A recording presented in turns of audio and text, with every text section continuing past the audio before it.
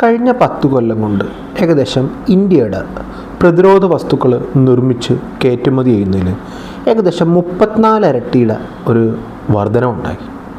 അപ്പോൾ ഇപ്പോൾ ഏകദേശം ഇന്ത്യയിൽ നിന്ന് 100ഓളം കമ്പനികൾ ലോകത്ത് 100ഓളം രാജ്യങ്ങളിലേക്ക് പലവിധ പ്രതിരോധ എക്യുപ്മെൻറ്റുകൾ, ബൂട്ടുകൾ തുടങ്ങി വലിയ മിസൈലുകൾ വരെ കയറ്റി അയക്കുന്നുണ്ട്. അപ്പോൾ എങ്ങനെയാണ് ആയുധങ്ങൾ കൂടുതലും ഇമ്പോർട്ട് ചെയ്തിരുന്ന ഇന്ത്യ എന്ന് പറഞ്ഞ രാജ്യം കഴിഞ്ഞ 10 കൊല്ലം കൊണ്ട് പ്രതിരോധ വ്യാവസായിക മേഖലയിൽ ഇത്രയും വലിയ ഉൽപ്പാദനവും കയറ്റുമതിയും ഒക്കെ സാധ്യമായത്? അതിനെപ്പറ്റിയാണ് നമ്മൾ ഇന്നത്തെ വീഡിയോയിൽ ഡീറ്റെയിൽഡായി ഡിസ്കസ് ചെയ്യാൻ പോകുന്നത്. അപ്പം നമ്മുടെ ചാനൽ ക്രൂഡ് IRലേക്ക് സ്വാഗതം. അപ്പോൾ ആധുനിക രാഷ്ട്രീയ അവസ്ഥയിൽ എല്ലാ രാജ്യങ്ങൾക്കും സ്വന്തമായിട്ട് പട്ടാളം വേണം. പട്ടാളവും അതുപോലെ എയർഫോഴ്സും, പിന്നെ കടൽ തീരം ഉണ്ടെങ്കിൽ നേവിയും, അതുപോലെ ചാരസംഘടനയും എല്ലാം വേണം. അപ്പോൾ എല്ലാ രാജ്യങ്ങളുടെയും പ്രധാനപ്പെട്ട ശക്തികളിലൊന്നാണ് സൈനിക ശക്തി. അപ്പോൾ ഈ സൈനിക ശക്തിക്ക് ബലം കൊടുക്കുന്ന ഒന്നാണ് ആയുധങ്ങൾ. ഇപ്പോൾ പലവിധ ആയുധങ്ങളാവാം. ഇപ്പോൾ ചെറുകിട പടക്കോപ്പുകളാവാം, ഇപ്പോൾ തോക്ക് മുതലായ വസ്തുക്കളാവാം, സൈനികർക്കുള്ള സ്പെഷ്യൽ ടൈപ്പ് ഡ്രസ്സ്, ബൂട്ട്, അതുപോലെ തന്നെ മിസൈലുകൾ, വിമാനങ്ങൾ, യുദ്ധക്കപ്പലുകൾ, യുദ്ധവാഹനങ്ങൾ, അങ്ങനെ പല പല എക്യുപ്മെൻറ്റ്സ്, ഡ്രോണുകൾ, എയർ ഡിഫൻസുകൾ, കമ്മ്യൂണിക്കേഷൻ എക്യുപ്മെൻറ്റ്സ്, ഇലക്ട്രോണിക്സ്. അപ്പോൾ അങ്ങനെയുള്ള പല പ്രൊഡക്ട്സിൻ്റെ ആവശ്യമുണ്ട്. അപ്പോൾ ഇങ്ങനെയുള്ള പ്രൊഡക്ട്സ് സാങ്കേതികപരമായി വളരെ മുന്നിലിരിക്കണം. കാരണം പുതിയ തലമുറ ആയുധങ്ങളാണ് വേണ്ടത്. അതിപ്പോൾ ചെറിയൊരു തോക്കാണെങ്കിലും അല്ലെങ്കിൽ ഒരു മുങ്ങിക്കപ്പലാണെങ്കിലും. അപ്പോൾ അങ്ങനെയുള്ള രാജ്യങ്ങൾക്ക് യുദ്ധരംഗത്ത് പിടിച്ചു നിൽക്കാനും അവരുടെ സുരക്ഷ മെയിൻറ്റെയിൻ ചെയ്യാനും പറ്റുള്ളൂ. അപ്പോൾ നമ്മൾ ലോകത്ത് നോക്കുകയാണെങ്കിൽ ഇന്നത്തെ ഒരുമാതിരി എല്ലാ പ്രധാനപ്പെട്ട രാജ്യങ്ങൾക്കും അവർക്ക് ശക്തമായ ഒരു മിലിറ്ററി ഇൻഡസ്ട്രിയൽ കോംപ്ലക്സ് ഉണ്ട്. അതായത് അവർക്കുള്ള ആയുധങ്ങൾ അവരുടെ ശാസ്ത്രജ്ഞന്മാരും അവരുടെ പ്രൈവറ്റ് പബ്ലിക് കമ്പനികളും ലബോറട്ടറികളും വികസിപ്പിച്ചെടുക്കുന്നു. അവരുടെ കമ്പനികളിൽ അവർ മാസീവായിട്ട് നിർമ്മിക്കുന്നു. അങ്ങനെ അവരുടെ സൈന്യത്തെ അവർ ആയുധം അണിയിക്കുന്നു. ഇത് പോരാഞ്ഞിട്ട് അവർ ലോകരാജ്യങ്ങളിലേക്ക് അവരുടെ ആയുധങ്ങളിൽ ഇത്തിരി ശേഷി കുറഞ്ഞത്, ഒരിക്കലും ഏറ്റവും നല്ല ആയുധങ്ങൾ ഒരു രാജ്യങ്ങളും കയറ്റുമതി ചെയ്യില്ല. അത് പല രാജ്യങ്ങളിലേക്ക് കയറ്റുമതി ചെയ്യും. അപ്പോൾ നോക്കുവാണെങ്കിൽ അമേരിക്കയ്ക്ക് വളരെ വലിയൊരു മിലിറ്ററി ഇൻഡസ്ട്രിയൽ കോംപ്ലക്സ് ഉണ്ട്. ഒരുപക്ഷെ ലോകത്തിൽ ഏറ്റവും വലുതായിരിക്കാം. റഷ്യയ്ക്കുണ്ട്, അതിൻ്റെ ആപ്ലിക്കേഷൻ നമ്മളിപ്പോൾ ഉക്രൈനിൽ കാണുന്നുണ്ട്. ചൈനയ്ക്കുണ്ട്, ചൈന പല യുദ്ധോപകരണങ്ങളും നിർമ്മിക്കുന്നുണ്ട്. അപ്പോൾ നമ്മൾ ഇന്ത്യ പാകിസ്ഥാൻ കഴിഞ്ഞ യുദ്ധത്തിൽ അത് കണ്ടു. അതുപോലെ തന്നെ വേറെ പല രാജ്യങ്ങൾക്കും, ഇപ്പോൾ ഇറാനുണ്ട്, ഇസ്രായേലിനുണ്ട്, അതുപോലെ പാശ്ചാത്യ രാജ്യങ്ങൾക്ക്, അങ്ങനെ ലോകത്തിലെ ഒട്ടുമിക്ക രാജ്യങ്ങൾക്കും ശക്തമായ മിലിറ്ററി ഇൻഡസ്ട്രിയൽ കോംപ്ലക്സ് ഉണ്ട്. അപ്പോൾ ഏതൊരു രാജ്യത്തിനും അവരുടെ പരമാധികാരം സംരക്ഷിക്കുന്നതിനും അവരുടെ സുരക്ഷയ്ക്കും ശക്തമായ ഒരു മിലിറ്ററി ഇൻഡസ്ട്രിയൽ കോംപ്ലക്സ് വേണം. കാരണം നമ്മൾ വിദേശ രാജ്യങ്ങൾ ഡിപ്പെൻഡ് ചെയ്താൽ എന്താണ് പ്രശ്നമെന്ന് വെച്ചാൽ, ഒരു വേണ്ട സമയത്ത് അവർ നമുക്ക് ആയുധം തന്നൊന്നുമില്ല. അങ്ങനെ തന്നില്ലെങ്കിൽ നമ്മുടെ സൈനികർക്ക് ഭയങ്കര നാശനഷ്ടം ഉണ്ടാകും. ഉദാഹരണം നോക്കുവാണെങ്കിൽ ഏകദേശം 25-26 കൊല്ലങ്ങൾക്ക് മുമ്പ് ഇന്ത്യ ഒരു യുദ്ധം ഫേസ് ചെയ്തു. കാർഗിൽ മലനിരകളിലെ യുദ്ധം, കാർഗിൽ യുദ്ധം. അപ്പോൾ ആ സമയത്ത് ഇന്ത്യ ഒരു 60-70-80% ആയുധങ്ങളും ഇറക്കുമതി ചെയ്യുവാണ്. അപ്പോൾ ചില ആയുധങ്ങൾ ഇന്ത്യക്ക് ഉണ്ടായില്ല. അപ്പോൾ അതിൻ്റെ പ്രശ്നം ഇന്ത്യക്ക് ഉണ്ടായിരുന്നു. ഇന്ത്യയുടെ ധാരാളം സൈനികർ അനാവശ്യമായിട്ട് ഈ യുദ്ധത്തിൽ കൊല്ലപ്പെട്ടു. അപ്പോൾ കാര്യം കാർഗിൽ നമ്മൾ വിജയിച്ചെങ്കിലും നമുക്ക് ഏറെ ചോരയും ഏറെ പണവും ഒഴുക്കേണ്ടി വന്നു. ഇനി അന്തർദേശീയ സംഘടനയായ Stockholm international piece and research institute അല്ലെങ്കിൽ സിപ്രിയുടെ കണക്കിൽ ഇന്ത്യ ലോകത്തിലെ ഏറ്റവും കൂടുതൽ ആയുധങ്ങൾ ഇറക്കുമതി ചെയ്യുന്ന രാജ്യങ്ങളിലൊന്നാണ്. ഇപ്പോൾ ഒരു 10 കൊല്ലം മുമ്പൊക്കെ നമ്മൾ നോക്കുവാണെങ്കിൽ 2017 റിപ്പോർട്ടിൽ കാണുവാണെങ്കിൽ ഇന്ത്യ ലോകത്തെ ഏറ്റവും കൂടുതൽ ആയുധങ്ങൾ ഇറക്കുമതി ചെയ്യുന്ന രാജ്യങ്ങളിലൊന്നാണ്. അപ്പോൾ നമ്മൾ മനസ്സിലാക്കേണ്ടത്, ആ സമയത്ത് അമേരിക്ക ആയിക്കോട്ടെ, റഷ്യ ആയിക്കോട്ടെ, ചൈന ആയിക്കോട്ടെ, ഇസ്രായേൽ ആയിക്കോട്ടെ, അവരവരുടെ ആയുധങ്ങൾ നിർമ്മിക്കുന്നുണ്ട്. അപ്പോൾ അവരവരുടെ നാട്ടിൽ നിർമ്മിക്കുമ്പോൾ ആയുധങ്ങൾ ഏറെക്കുറെ വിശ്വസ്തമാണ്, സപ്ലൈ ചെയിൻസ് ഷുവറാണ്. അതുപോലെ അതിൻ്റെ വരുമാനവും അതിൻ്റെ ടാക്സും തൊഴിലെല്ലാം അവിടെയാണ് ക്രിയേറ്റ് ചെയ്യുന്നത്. അപ്പോൾ ഇന്ത്യ എല്ലാ ആയുധങ്ങളും പുറത്ത് വാങ്ങുമ്പോഴുള്ള പ്രശ്നം നമ്മുടെ വിദേശ നാണയം പുറത്തേക്ക് ഒഴുകുവാണ്. അതുപോലെ നമുക്ക് കിട്ടാവുന്ന ടാക്സ് റവന്യൂവും തൊഴിലവസരങ്ങളൊക്കെ കുറയുവാണ്. അങ്ങനെ ഇന്ത്യ മിക്ക സമയത്തും കഴിഞ്ഞ 10 കൊല്ലങ്ങൾക്ക് ഒക്കെ നമ്മൾ നോക്കുവാണെങ്കിൽ സിപ്രിയുടെ ടോപ്പ് 5 ഇമ്പോർട്ടേഴ്സിലൊന്നാണ് ഇന്ത്യ. ഇപ്പോഴും റീസെൻറ്റ് കണക്ക് വെച്ച് ഉക്രൈൻ കഴിഞ്ഞാൽ ഏറ്റവും കൂടുതൽ ആയുധം ഇറക്കുമതി ചെയ്യുന്ന രാജ്യങ്ങളിലൊന്ന് ഇന്ത്യയാണ്. അപ്പോൾ ഇന്ത്യ വളരെ ഇമ്പോർട്ട് ഡിപ്പെൻഡൻ്റ് ആണ്. അത് പല ആയുധങ്ങൾ, ചിലപ്പോൾ തോക്കാവാം, ചിലപ്പോൾ വല്ല മുങ്ങിക്കപ്പലോ അല്ലെങ്കിൽ കപ്പലോ യുദ്ധവിമാനമോ ഒക്കെ ആവാം, വിദേശ രാജ്യങ്ങൾ ഡിപ്പെൻഡ് ചെയ്യുവാണ്. അപ്പോൾ ഒരു പ്രധാനപ്പെട്ട യുദ്ധം വരുമ്പോൾ ചിലപ്പോൾ ഡിപ്പെൻഡൻസി പ്രശ്നം വരും. അപ്പം അങ്ങനത്തെ ഇന്ത്യയുടെ ഒരു പ്രതിരോധ ഉൽപ്പന്നങ്ങളുടെ ഇറക്കുമതിയിലുള്ള അമിത വിദേശ ആശ്രയത്വം അത്ര നല്ലൊരു സിനാരിയോ ആയിരുന്നില്ല. അപ്പോൾ 2014-15 ഇതിനെപ്പറ്റി ഇന്ത്യയിലെ ഭരണാധികാരികൾക്ക്, പ്രത്യേകിച്ച് ഇന്ത്യയിലെ മോഡി ഗവൺമെൻറ് ഇതിനെപ്പറ്റി വളരെ കൺസേൺഡ് ആയിരുന്നു. അങ്ങനെ നമ്മൾ നോക്കുവാണെങ്കിൽ കഴിഞ്ഞ ഒരു ഡീക്കേഡ്, ഒരു 2014-15 മുതൽ ഇപ്പം 2025 ഈ 2025 കൊണ്ട് ഇന്ത്യയിൽ വളരെയധികം മാറ്റം വന്നൊരു കാര്യമാണ് ഇന്ത്യയുടെ പ്രതിരോധ വിപണി അല്ലെങ്കിൽ പ്രതിരോധ നിർമ്മാണ മേഖല. എന്താണ് മാറ്റം വന്നത്? ഇപ്പോൾ ഗവൺമെൻറ് കമ്പനികൾ ഭയങ്കര ഇൻക്രീസ് റോള് വഹിക്കുന്നുണ്ട് ഇന്ത്യയുടെ പ്രതിരോധ ഉപകരണങ്ങൾ. ചിലപ്പോൾ തോക്കാവാം, കപ്പലാകാം, വിമാനമാകാം, എന്തുമാകാം, ഡ്രോൺ ആകാം. അതിലെല്ലാം ഇന്ത്യൻ പബ്ലിക് സെക്ടർ കമ്പനികളുണ്ട്. ഇപ്പോൾ ഓർഡിനൻസ് ഫാക്ടറി ബോർഡുകൾ, അതുപോലെ ഇപ്പോൾ എന്താ പറയുക HAL, ബെല്ല്, അങ്ങനെയുള്ള കമ്പനികൾ റോൾ വഹിക്കുന്നുണ്ട്. ഇന്ത്യയിലെ പ്രൈവറ്റ് കമ്പനികൾ ഭയങ്കര റോൾ വഹിക്കുന്നുണ്ട്. പ്രത്യേകിച്ച് മോഡി ഗവൺമെൻറ് ശക്തമായൊരു രാഷ്ട്രീയ ഇച്ഛാശക്തിയോട് നീങ്ങിയിട്ടുണ്ട്. അപ്പോൾ നമ്മുടെ ഡിഫൻസ് പ്രൊഡക്ഷൻ വർദ്ധിച്ചിട്ടുണ്ട്. അതിപ്പോൾ കഴിഞ്ഞ 10 കൊല്ലം കൊണ്ട് 3 ഇരട്ടിയോളം വർദ്ധിച്ചതാണ് സൂചന. ഇപ്പോൾ ലേറ്റസ്റ്റ് കണക്കനുസരിച്ച് നമ്മുടെ രാജ്യത്ത് ഉണ്ടാക്കുന്ന ഡിഫൻസ് പ്രൊഡക്ഷൻ്റെ ഒരു ഏകദേശ കണക്ക് 1.25 ലക്ഷം കോടിയാണ്. ഇനി വേറൊരു കണക്ക് സൂചിപ്പിക്കുന്നത് ഇന്ത്യയുടെ പ്രതിരോധ വസ്തുക്കളുടെ കയറ്റുമതി, വിദേശ രാജ്യങ്ങളിലേക്ക് ഇന്ത്യ കയറ്റുമതി ചെയ്തത് കഴിഞ്ഞ 10 കൊല്ലം കൊണ്ട് 34 ഇരട്ടിയാണ് വർദ്ധിച്ചിരിക്കുന്നത്. അപ്പോൾ മനസ്സിലാക്കുക, ഏകദേശം 600-700 കോടിയുടെ വസ്തുക്കളായിരുന്നു നമ്മൾ കയറ്റുമതി ചെയ്തുകൊണ്ടിരുന്നത് 2014 സമയത്ത്. കഴിഞ്ഞ കൊല്ലത്തെ കണക്ക് നോക്കുകയാണെങ്കിൽ 21,000 കോടിയുടെ പ്രതിരോധ വസ്തുക്കൾ ഇന്ത്യ കയറ്റുമതി ചെയ്തിട്ടുണ്ട്. അതിൽ തോക്കുണ്ട്, ബോംബുകളുണ്ട്, മിസൈലുകളുണ്ട്, ടാങ്കുകളുണ്ട്, ഡ്രോൺ സിസ്റ്റം ഉണ്ട്, ആൻറ്റി ഡ്രോൺ സിസ്റ്റം ഉണ്ട്, പലതുണ്ട്. അപ്പോൾ ഏകദേശം ഒരു 15,000 കോടി എക്സ്പോർട്ട് ചെയ്തിരിക്കുന്ന പ്രൈവറ്റ് കമ്പനികളാണ്. ഒരു 8,000 കോടിയോളം എക്സ്പോർട്ട് ചെയ്തിരിക്കുന്നത് നമ്മുടെ ഗവൺമെൻറ് കമ്പനികളാണ്.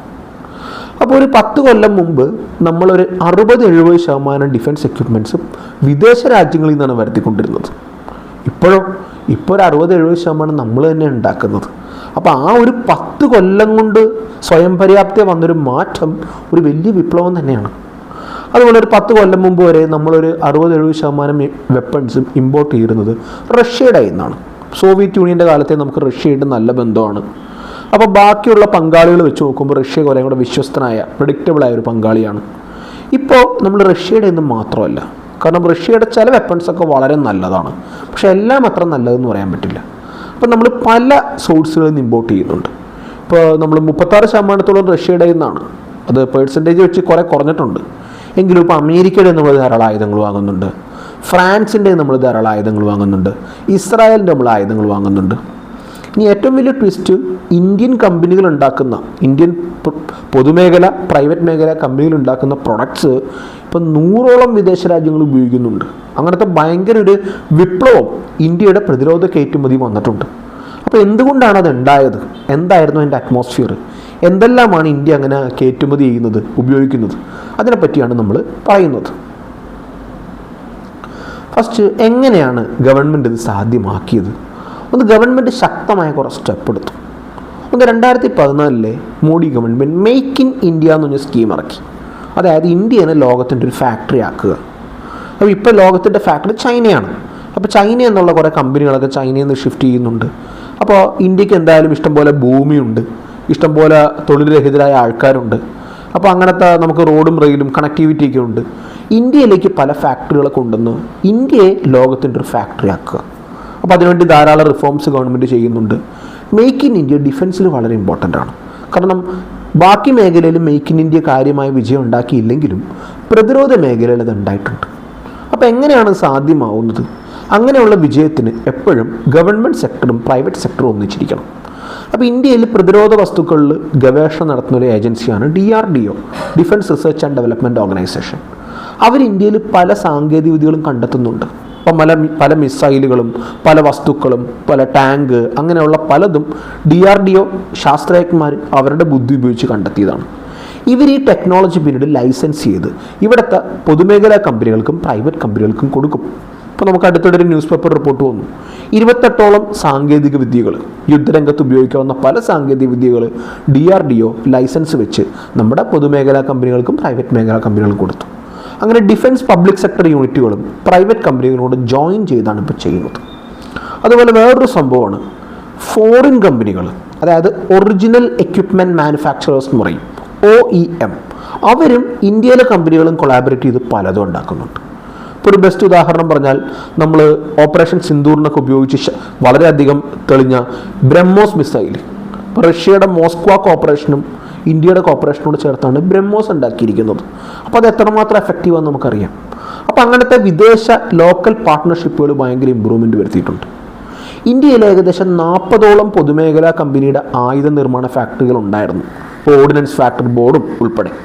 അപ്പോൾ ഗവൺമെൻറ് ഇപ്പോൾ ഇത് റാഷണലൈസ് ചെയ്തു, കുറേ കമ്പനികൾ മിക്സ് ചെയ്ത് ഒന്നാക്കി, അതിൻ്റെ മാനേജ്മെൻറ്റും ഓർഗനൈസേഷനൊക്കെ മെച്ചപ്പെടുത്തി. അങ്ങനെ അവരുടെ എഫിഷ്യൻസി കഴിഞ്ഞ 10 കൊല്ലം കൊണ്ട് നന്നായിട്ട് വർദ്ധിച്ചിട്ടുണ്ട്. അതുപോലെ സൈന്യത്തിന് ആയുധം വാങ്ങുന്നൊരു പ്രൊസീജിയറുണ്ട്, അത് വലിയൊരു പ്രൊസീജിയറാണ്. അപ്പോൾ അതിന് അപ്രൂവലും പെർമിറ്റും എല്ലാം വേണം. ഡിഫൻസ് പ്രൊക്യൂർമെൻറ്റ് പ്രൊസീജിയർ എന്ന് പറയും. അത് 2016 അതിന് മാറ്റം വരുത്തിയിട്ടുണ്ട്. അപ്പോൾ ഇപ്പോൾ കൂടുതൽ ആയുധങ്ങൾ സൈന്യത്തിന് അവരുടെ കപ്പാസിറ്റി തന്നെ വാങ്ങാം. അതുപോലെ തന്നെ IDDM, indigenously developed and designed weapons. അപ്പോൾ ബൈ ഇന്ത്യ, അപ്പോൾ പല ഈ യുദ്ധോപകരണങ്ങൾക്ക് ഇപ്പോൾ പല കാറ്റഗറി ഉണ്ട്.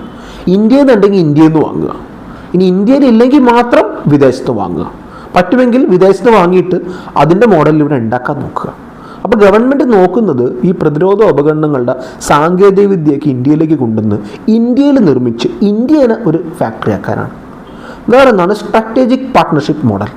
ബേസിക്കലി വിദേശത്തെ പ്രധാന കമ്പനികളുണ്ട്, ഒറിജിനൽ എക്യുപ്മെൻറ്റ് മാനുഫാക്ചേഴ്സ്. അവർ ഇന്ത്യയിലെ കമ്പനികൾ, ചിലപ്പോൾ പൊതുമേഖലയാവാം, ചിലപ്പോൾ സ്വകാര്യ മേഖലയാവാം, ഒരു ജോയിൻറ്റ് കമ്പനി ഉണ്ടാക്കും. അതിനാണ് ജോയിൻറ്റ് വെഞ്ചർ എന്ന് പറയുന്നത്. എന്നിട്ട് അവരിവിടെ അവരുടെ സാങ്കേതികവിദ്യ കൊണ്ടുവന്നിട്ട് ഇവിടുത്തെ പ്ലാന്റിൽ വെച്ച് അത് നിർമ്മിക്കുകയും അസംബിൾ ചെയ്യുകയും ചെയ്യും. അങ്ങനെ നിർമ്മിക്കുമ്പോൾ നമ്മുടെ ഇവിടുത്തെ ടെക്നീഷ്യൻസിനും എഞ്ചിനീയേഴ്സിനും ട്രെയിനിങ് കിട്ടുവാണ്, അവർ ആ ടെക്നോളജി അബ്സോർബ് ചെയ്യുവാണ്. അപ്പോൾ അതിനെ ടെക്നോളജി അബ്സോർപ്ഷൻ എന്ന് പറയും. പയ്യെ ആ ടെക്നോളജി നമ്മൾ നിർമ്മിക്കാൻ തുടങ്ങും. അങ്ങനെ പല കോൺട്രാക്റ്റിലെയും ഇപ്പോൾ നമ്മളൊരു 100 വിമാനം ഓർഡർ ചെയ്താൽ ചിലപ്പോൾ 20-30 വിമാനം വിദേശത്ത് കൊണ്ടുവരും, ബാക്കി 70-60 എണ്ണം ഇവിടെ തന്നെ നിർമ്മിക്കും. അപ്പോൾ നമുക്ക് കുറേ ടെക്നോളജിയും കുറേ ജോലിയും റവന്യൂ കിട്ടുവാണ്.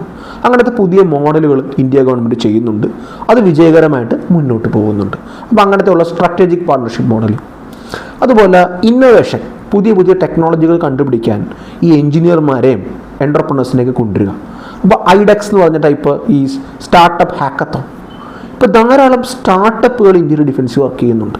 ഇപ്പോൾ നമുക്ക് കാണാം പല സ്റ്റാർട്ടപ്പുകളും ഡ്രോണുകൾ ഉണ്ടാക്കുന്നു, ആൻറ്റി ഡ്രോൺ സിസ്റ്റം ഉണ്ടാക്കുന്നു, സൈനികർക്ക് വെടി കൊള്ളാണ്ടിരിക്കാനുള്ള ഡ്രസ്സ് ഉണ്ടാക്കുന്നു, അങ്ങനെ പല കാര്യങ്ങൾ. ചിലപ്പോൾ മിലിറ്ററിയുടെ ഫുഡ് സൂക്ഷിക്കാനുള്ള ടെക്നോളജി കണ്ടുപിടിക്കുന്നു. ഈ പല സാങ്കേതിക വിദ്യകളും ഡിഫൻസിൽ നിന്ന് മാറി സാധാരണക്കാർക്ക് ഗുണം വരാവുന്നൊരവസ്ഥയാവും. അങ്ങനെ പല പ്രൈവറ്റ് കമ്പനികളും പ്രൈവറ്റ് സ്റ്റാർട്ടപ്പുകളും ഇവിടെ ഇഷ്ടംപോലെ ടെക്നോളജികൾ ഡെവലപ്പ് ചെയ്ത് നമ്മുടെ സൈന്യത്തിന് കൊടുക്കുന്നുണ്ട്. ഇപ്പോൾ DRDO മാത്രം ചെയ്ത കാര്യം ഇപ്പോൾ പ്രൈവറ്റ് മേഖലയും ചെയ്യുന്നുണ്ട്. അങ്ങനെ റിസർച്ച് വർദ്ധിക്കുകയാണ്. പണ്ടുകാലത്ത് ഇന്ത്യയിൽ വിദേശ നിക്ഷേപം ഡിഫൻസിൽ 49% ഇപ്പോൾ ഓട്ടോമാറ്റിക് റൂട്ടിൽ ഗവൺമെൻറ് 74% വരെ ഡിഫൻസ് ഇതാവാം. അപ്പോൾ വിദേശ നിക്ഷേപം നമുക്ക് വേണം, എന്നാലാണ് നല്ല ടെക്നോളജികളും മാനേജ്മെൻറ്റും വരിക. അപ്പോൾ ഗവൺമെൻറ് അപ്രൂവൽ ഉണ്ടെങ്കിൽ 100% കൊണ്ടുവരാം. അപ്പോൾ വാർഷിക ബഡ്ജറ്റിൽ ഗവൺമെൻറ്റിൻ്റെ അലോക്കേഷൻ, അതായത് ക്യാപിറ്റൽ എക്സ്പെൻഡിച്ചർ എന്ന് പറയും, പ്രതിരോധ വസ്തുക്കൾ വാങ്ങാനുള്ള എക്സ്പെൻഡിച്ചർ, അത് ഗവൺമെൻറ് കൂടുതൽ കൊടുക്കുന്നുണ്ട്.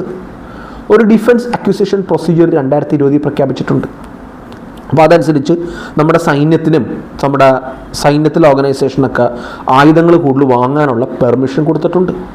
Atmanirbhar Bharat, India self sufficient ആവാനുള്ള നീക്കങ്ങൾ ഗവൺമെൻറ് ചെയ്യുന്നുണ്ട്.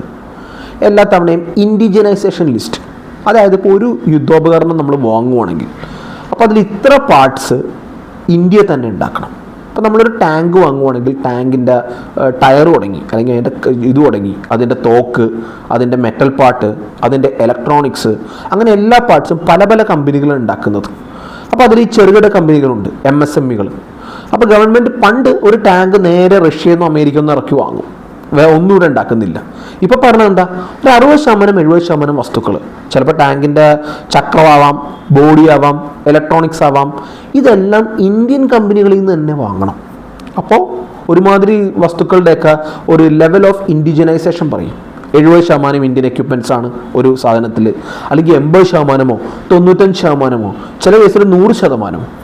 അപ്പോൾ എപ്പോഴും 100% പ്രാക്ടിക്കൽ അല്ല, ചിലപ്പോൾ എല്ലാത്തിൻ്റെയും ടോപ്പ് ഇന്ത്യ ഉണ്ടാക്കണമെന്നില്ല. അപ്പോൾ കുറച്ച് വിദേശത്ത് ഇറക്കുമതി, അപ്പോൾ മൊത്തത്തിൽ ഇന്ത്യക്കാർക്ക് കൂടുതൽ ബിസിനസ് കിട്ടുക. അപ്പോൾ അങ്ങനെ ഇൻഡിജിനൈസേഷൻ ലിസ്റ്റ്, ഒരു ലിസ്റ്റ് ഗവൺമെൻറ് പ്രൊഡ്യൂസ് ചെയ്യും, അതിലുള്ളതെല്ലാം ഇന്ത്യയിൽ നിന്ന് തന്നെ വാങ്ങണം. അങ്ങനെ കൂടുതൽ ബിസിനസ് ഇന്ത്യയിലെ കമ്പനികൾക്ക് കിട്ടുവാണ്. അപ്പോൾ കാലക്രമേണ ഈ തദ്ദേശീയവൽക്കരണത്തിൻ്റെ ലിസ്റ്റ് വർദ്ധിച്ചിട്ടുണ്ട്. നമുക്കത് പ്രതിരോധ വകുപ്പിൻ്റെ വെബ്സൈറ്റിൽ ഇത് കാണാം. അപ്പോൾ ഇപ്പോഴത്തെ ഇന്ത്യയുടെ ഒരു ഡിഫൻസ് എക്കോസിസ്റ്റം എന്ന് പറഞ്ഞാൽ വളരെ വലുതാണ്. 16ഓളം പബ്ലിക് സെക്ടർ കമ്പനികളുണ്ട്. നമ്മൾ ഓർഡിനൻസ് ഫാക്ടർ ബോർഡുകളടക്കം 16ഓളം, ബെല്ല്, HAL അങ്ങനെയുള്ള കമ്പനികളൊക്കെ ഉണ്ട്. 430ഓളം പ്രൈവറ്റ് കമ്പനികളുണ്ട്.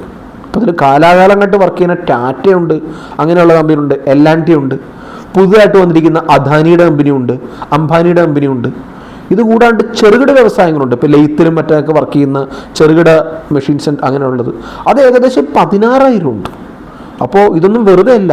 2014 നമ്മൾ കയറ്റുമതി ചെയ്യുന്ന ആയുധങ്ങൾ ഏകദേശം 600-700 കോടിയാണെങ്കിൽ ഇപ്പോൾ കഴിഞ്ഞ കൊല്ലം നമ്മൾ കയറ്റുമതി ചെയ്തിരിക്കുന്നത് 21,000 കോടിയാണ്. അതായത് 34 ഇരട്ടി വർധന. അപ്പോൾ കാര്യങ്ങൾ മൊത്തം നല്ലൊരു സ്പീഡിലാണ് പോയിക്കൊണ്ടിരിക്കുന്നത്. ഇപ്പോൾ നമുക്ക് ഇനിയിപ്പോൾ ചില ഇന്ത്യൻ പ്രൊഡക്ട്സ് നമുക്ക് പരിചയപ്പെടാം. അല്ലെങ്കിൽ ഇന്ത്യ എന്തൊക്കെ നിർമ്മിച്ചു. ചിലത് വിദേശ കമ്പനികളായിട്ടാണ് ചെയ്യുന്നത്, ചിലത് നമ്മുടെ പ്രൈവറ്റ് കമ്പനികളും അവരും കൂടെ ചെയ്യുവാണ്, അല്ലെങ്കിൽ പൊതുമേഖലാ കമ്പനികളും കൂടി ചെയ്യുവാണ്. ചിലത് വിദേശത്തേക്ക് എക്സ്പോർട്ട് ചെയ്യുന്നുണ്ട്. ഇപ്പോൾ ഒരു ഉദാഹരണം, ബീഹാറിലെ ഹാജിപ്പൂർ എന്ന് പറഞ്ഞൊരു നഗരമുണ്ട്. അവിടെ ഈ ബൂട്ട് നിർമ്മിക്കാൻ വളരെ മിടുക്കന്മാരാണ്. ഇപ്പോൾ റഷ്യയിൽ നിന്നുള്ള ഒരു ഡിസൈൻ കൊണ്ടുവന്നിട്ട് റഷ്യൻ സൈന്യം ഉപയോഗിക്കുന്ന ബൂട്ട് ഇപ്പോൾ ബീഹാറിൽ നിർമ്മിക്കുകയാണ്. അതായത് മെയ്ഡ് ഇൻ ബീഹാറായ ഇന്ത്യൻ ബൂട്ടുകൾ ഇപ്പോൾ റഷ്യയിലേക്ക് കയറ്റുമതി ചെയ്യുവാണ്. അപ്പോൾ റഷ്യൻ പട്ടാളം ഉപയോഗിക്കുമ്പോൾ അത്യാവശ്യം നല്ല ക്വാളിറ്റി ഉള്ളതാണത്. ഭാരത് ഫോർജ് എന്ന് പറഞ്ഞൊരു കമ്പനിയും അതുപോലെ നമ്മുടെ പ്രതിരോധ വകുപ്പും കൂടി ഈ ആർട്ടിലറി ഗൺ എന്ന് പറയും, ഈ വലിയ വലിയ തോക്കുകളാണ് ആർട്ടിലറി എന്ന് പറയുന്നത്. അപ്പോൾ അത് 155 mm ഇത് ചെയ്യുന്ന അഡ്വാൻസ് ടൗഡ് ആർട്ടിലറി ഗൺ അല്ലെങ്കിൽ അറ്റാഗ് എന്ന് പറയും. അപ്പോൾ നമുക്ക് പടത്തിൽ കാണാം. അപ്പോൾ കല്യാണി എന്ന് പറഞ്ഞൊരു ഫേമാണ് ഇത് ഉണ്ടാക്കുന്നത്. ഇത് DRDO 10 കൊല്ലം കൊണ്ട് വികസിപ്പിച്ചതാണ്. DRDO ടെക്നോളജി കൊടുത്തു.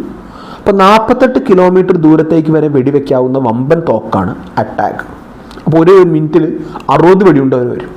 അതിപ്പോൾ ഇന്ത്യ നിർമ്മിച്ചു തുടങ്ങി. അതുപോലെ നമ്മുടെ ടാറ്റയുടെ TASL അവരും യൂറോപ്യൻ കമ്പനിയായ എയർബസും കൂടി നമ്മുടെ ട്രാൻസ്പോർട്ടർ എയർക്രാഫ്റ്റ് ഉണ്ടാക്കുന്നുണ്ട്. അപ്പോൾ നമുക്ക് പടത്തിൽ കാണാം.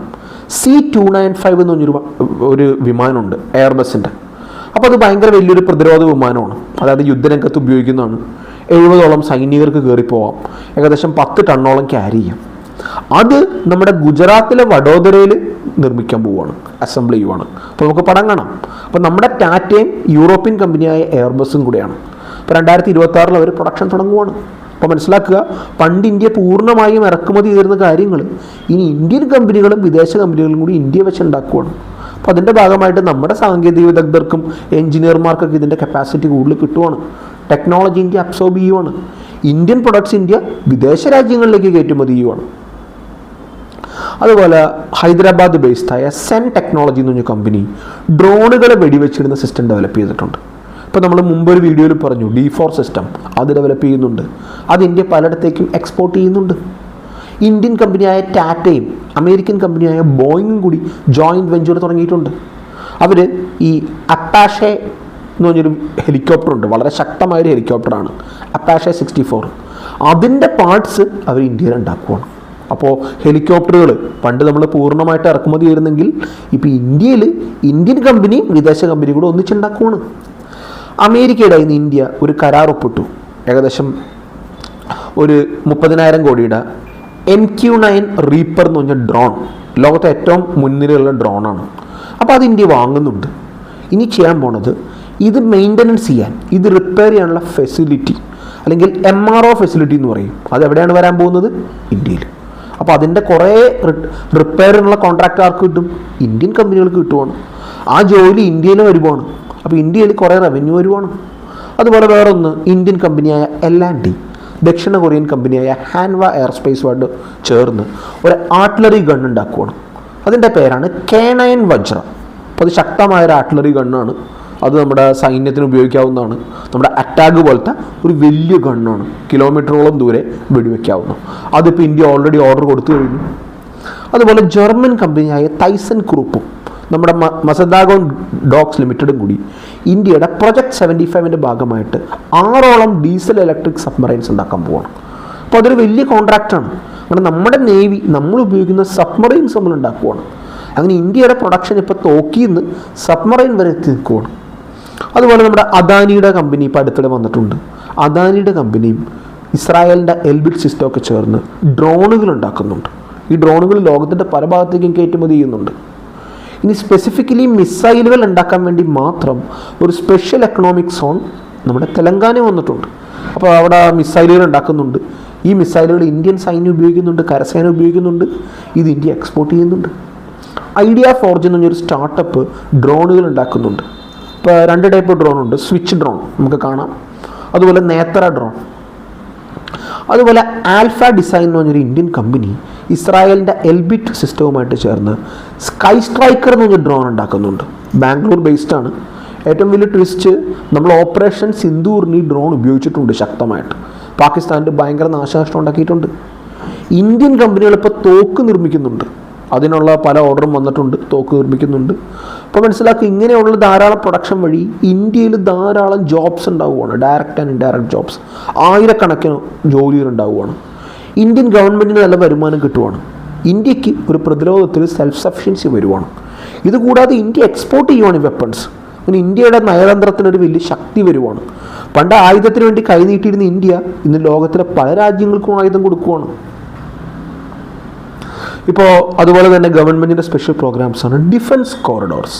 നമുക്ക് മാപ്പിൽ കാണാം, ഉത്തർപ്രദേശിൽ ഡിഫൻസ് കോറിഡോർ വരുന്നുണ്ട്. കാൺപൂരും ചിത്രകൂട കണക്ട് ചെയ്ത് അവിടെ ധാരാളം ഡിഫൻസ് എക്യുപ്മെൻറ്റ്സ് നിർമ്മിക്കാൻ ആയിരക്കണക്കിന് കോടിയുടെ ഇൻവെസ്റ്റ്മെൻറ്റ് പ്രപ്പോസൽസ് വന്നിട്ടുണ്ട്. അതുപോലെ തമിഴ്നാട്ടിൽ വേറൊരു ഡിഫൻസ് കോറിഡോർ വരുന്നുണ്ട്. നമുക്കത് മാപ്പിൽ കാണാം. അങ്ങനെ നമ്മൾ നോക്കുവാണെങ്കിൽ കുറച്ച് കാലം കഴിഞ്ഞാൽ ഇന്ത്യൻ സൈന്യം ഉപയോഗിക്കുന്ന ബൂട്ടാവട്ടെ, തോക്കാവട്ടെ, ഡ്രസ്സാവട്ടെ, അല്ലെങ്കിൽ ടാങ്ക് ആവട്ടെ, വിമാനമാവട്ടെ, ഇതെല്ലാം മെയ്ഡ് ഇൻ കോയമ്പത്തൂരും മെയ്ഡ് ഇൻ കാൺപൂരൊക്കെ ആവും. അങ്ങനെ ഉത്തർപ്രദേശും തമിഴ്നാടും അത്യാവശ്യം നല്ല ജനസംഖ്യയുള്ള 2 സ്ഥലങ്ങളാണ്. അത്യാവശ്യം സ്കിൽഡായ എൻജിനീയേഴ്സും ടെക്നീഷ്യൻസൊക്കെ ഉണ്ട്. ഈ നഗരങ്ങളായിട്ട് കണക്ട് ചെയ്ത് റെയിൽവേയും അതുപോലെ എയർവേ ഒക്കെ ഉണ്ട്. അപ്പോൾ അവിടെയൊക്കെ ഡിഫൻസ് കോറിഡോർ ഒന്ന് UP-ലും ഒന്ന് തമിഴ്നാട്ടിലും വരുവാണ്. അപ്പോൾ ഇന്ത്യയുടെ വെപ്പൺസെ കൊണ്ട് ഗുണമുണ്ടോ? തീർച്ചയായും ഗുണമുണ്ട്. ഇതൊക്കെ വെറുതെ വാങ്ങി വെക്കണമല്ല, ഇതൊക്കെ വേണ്ട സമയത്ത് പൊട്ടിക്കും. അപ്പോൾ അങ്ങനെ ലൈവായിട്ട് ടെസ്റ്റ് ചെയ്തൊരു സംഭവം ഉണ്ടോ? തീർച്ചയായും ഉണ്ട്. നമ്മൾ ഓപ്പറേഷൻ സിന്ദൂറിന് ഉപയോഗിച്ചിട്ടുണ്ടല്ലോ. ഓപ്പറേഷൻ സിന്ദൂറിന് ഇന്ത്യയുടെ പല ആയുധങ്ങളും, നമ്മൾ ഒറ്റയ്ക്ക് നിർമ്മിക്കുന്നതും വിദേശ രാജ്യങ്ങളായിട്ട് നിർമ്മിക്കുന്ന പല ആയുധങ്ങളും, ഇപ്പോൾ റഷ്യയായിട്ട് നിർമ്മിക്കുന്ന ബ്രഹ്മോസ് ശക്തമായിട്ട് തെളിഞ്ഞു. ഇന്ത്യ നിർമ്മിക്കുന്ന Akash air defence, D4 system, അതുപോലെ തന്നെ നമ്മുടെ ഡ്രോണുകൾ, ഇതെല്ലാം ശക്തമായിട്ട് നമ്മൾ ഉപയോഗിച്ചിട്ടുണ്ട്. പാകിസ്ഥാനിൽ ഭയങ്കര നാശനഷ്ടം ഉണ്ടായിട്ടുണ്ട്. അപ്പോൾ ഇത് നമ്മുടെ ക്ലെയിം മാത്രമാണോ? അല്ല. ഇന്ത്യ ഒരു ഡിഫൻസ് പബ്ലിക് സെക്ടർ കമ്പനികളുടെ സ്റ്റോക്ക് മാർക്കറ്റിൽ ഷെയർ റൈസ് ചെയ്യുന്നുണ്ട്. അപ്പോൾ അതായത് ലോകത്തിന് ഇപ്പോൾ ഇന്ത്യൻ പ്രൊഡക്ട്സിന് ഭയങ്കര വിശ്വാസമാണ്. അപ്പോൾ ഇത് ഇന്ത്യ മാത്രമല്ല, ഇപ്പോൾ പല ഫോറിൻ എക്സ്പോർട്ട് ഓർഡേഴ്സ് ഇന്ത്യക്ക് കിട്ടിയിട്ടുണ്ട്. ഇപ്പോൾ നമ്മൾ നോക്കുവാണെങ്കിൽ അർമേനിയ എന്ന രാജ്യത്ത് നമ്മൾ ആയുധം അണിയിക്കുന്നുണ്ട്. നമ്മുടെ പിനാക്ക റോക്കറ്റ് സിസ്റ്റം കൊടുക്കുന്നുണ്ട്. ഡ്രോണ്, ആൻറ്റി ഡ്രോൺ സിസ്റ്റമൊക്കെ നമ്മൾ കൊടുക്കുന്നുണ്ട്. ഒന്നും വേണ്ട, വളരെ വികസിത രാജ്യമായ ഫ്രാൻസ് ഇന്ത്യയുടെ പിനാക്ക വാങ്ങാൻ പോവുകയാണ്.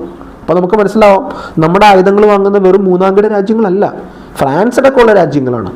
ഫിലിപ്പീൻസ് ഓൾറെഡി ബ്രഹ്മോസ് വാങ്ങിയിട്ടുണ്ട്. ബ്രഹ്മോസ് ഇപ്പോൾ തന്നെ ചൈനയ്ക്കും പാകിസ്ഥാനും ഭയങ്കര ആദ്യമുണ്ട്. വളരെ സൂപ്പറായിട്ട് വർക്ക് ചെയ്തു ഓപ്പറേഷൻ സിന്ദൂറിൽ. അതുപോലെ ഇന്ത്യൻ ഓഷ്യൻ റീജിയനിലെ പല സ്റ്റേറ്റ്സ്, മൗറീഷ്യസ്, സെയ്ഷൽസ്, ഇവരൊക്കെ ഇന്ത്യയുടെ കപ്പലുകളും മറ്റൊക്കെ വാങ്ങുന്നുണ്ട്, ബോട്ടുകളൊക്കെ. ആഫ്രിക്കയിൽ പല രാജ്യങ്ങളും, ഇപ്പോൾ നോക്കുകയാണെങ്കിൽ മൊറോക്കോ ടാറ്റയുടെ വെപ്പൺസ് വാങ്ങുന്നുണ്ട്, നിർമ്മിക്കാൻ പ്ലാൻ ഇടുന്നുണ്ട്. കോങ്കോ ഇന്ത്യയുടെ ഡ്രോൺസ് വാങ്ങുന്നുണ്ട്. അപ്പോൾ ഇവിടെയൊക്കെ ഇന്ത്യയുടെ വെപ്പൺസിന് ടെസ്റ്റ് ആവും. ഇനി ഒന്നും പോട്ടെ, അമേരിക്ക വരെ കഴിഞ്ഞ കൊല്ലത്തെ UN ഡാറ്റാബേസിൽ കണ്ടത്, അമേരിക്ക വരെ ഇന്ത്യയുടെ ചെറുകിട ആയുധങ്ങൾ വാങ്ങി തുടങ്ങി. അങ്ങനെ ധാരാളം വെപ്പൺ ഡീൽസ് ഇന്ത്യക്ക് കിട്ടുന്നുണ്ട്. അപ്പോൾ ഇതെല്ലാം എന്താണ് കാണിക്കുന്നത്? ഇന്ത്യയുടെ റൈസിങ് പ്രൊഫൈലാണ്. ലോക പ്രതിരോധ മാർക്കറ്റിൽ ഇന്ത്യ ഒരു മിയർ കൺസ്യൂമർ അല്ല. ഇന്ത്യ ആയുധങ്ങൾ ഉണ്ടാക്കുന്ന രാജ്യമാണ്. ഇന്ത്യ പുതിയ ടെക്നോളജികൾ കണ്ടുപിടിക്കുന്ന രാജ്യമാണ്. ഇന്ത്യ ഒരു എക്സ്പോർട്ടിങ് രാജ്യമാണ്. ഇത് ഇന്ത്യയെ മൊത്തത്തിൽ സഹായിക്കും. അപ്പോൾ നമ്മുടെ ഗവൺമെൻറ്റിന് അതിൻ്റേതായ പ്ലാനുണ്ട്. 2029 ഇന്ത്യയിൽ ഏകദേശം ഒരു 3 ലക്ഷം കോടിയുടെ ആയുധ നിർമ്മാണ ഒരു എക്കോസിസ്റ്റം കൊണ്ടുവരിക, 50,000 കോടിയോളം കയറ്റുമതി ചെയ്യുക. അപ്പോൾ നമ്മൾ അതിൻ്റെ ഒരു പകുതി ശതമാനത്തോളം ആയിട്ടുണ്ട് ഇപ്പം. അപ്പോൾ ഇന്ത്യയുടെ പ്രതിരോധ രംഗത്തുള്ള കയറ്റം അത്യാവശ്യം നല്ല രീതിയിലാണ്. ഇതിൽ അത്യാവശ്യം നമ്മൾ സാങ്കേതികപരമായിട്ടും സൈനികപരമായിട്ടും കയറുന്നുണ്ട്. 100 കണക്കിന് രാജ്യങ്ങൾ, ഞാൻ എല്ലാ കേസും പറയുന്നില്ല, 100 കണക്കിന് രാജ്യങ്ങൾ ഇന്ത്യയുടെ എക്യുപ്മെൻറ്റ്സ് ഇപ്പോൾ വാങ്ങുന്നുണ്ട്. പല സ്ഥലത്തും ഇത് കഴിവ് തെളിയിക്കുന്നുമുണ്ട്. അപ്പോൾ പ്രതിരോധ രംഗത്ത് ഇന്ത്യയുടെ ശക്തമായ ചുവടുവെപ്പാണ് കാണുന്നത്. ഇനി വരുന്നൊരു 10-20 കൊല്ലം കൊണ്ട് ഇന്ത്യ ഇതിൽ കൂടുതൽ മെച്ചപ്പെടുത്താനാണ് സാധ്യത. അപ്പോൾ ഇത് ഇന്ത്യയുടെ മൊത്തത്തിലുള്ള ശക്തിക്ക് വളരെയധികം ഗുണം ചെയ്യുന്നൊരു വികസനമാണ്. അപ്പോൾ ഇതാണ് നമ്മളിന്ന് ഡിസ്കസ് ചെയ്യുന്ന ടോപ്പിക്ക്. നിങ്ങൾക്ക് ഈ വീഡിയോ ഇഷ്ടമായെങ്കിൽ വീഡിയോ ലൈക്ക് ചെയ്യുക, ചാനൽ സബ്സ്ക്രൈബ് ചെയ്തിട്ടില്ലെങ്കിൽ സബ്സ്ക്രൈബ് ചെയ്യുക. നിങ്ങളുടെ അഭിപ്രായങ്ങളും നിങ്ങളുടെ അഭിപ്രായ വ്യത്യാസങ്ങളും നമ്മൾ എന്തെങ്കിലും പറയാൻ വിട്ടുപോയെങ്കിൽ, നമ്മൾ പറഞ്ഞതിലുള്ള മിസ്റ്റേക്ക് ഉണ്ടെങ്കിൽ നിങ്ങൾ വ്യക്തമായിട്ട് കമൻറ്റ് ചെയ്യുക. ഈ വീഡിയോ നിങ്ങളുടെ കൂടുതൽ സോഷ്യൽ സർക്കിൾസിലേക്ക് ഷെയർ ചെയ്യുക.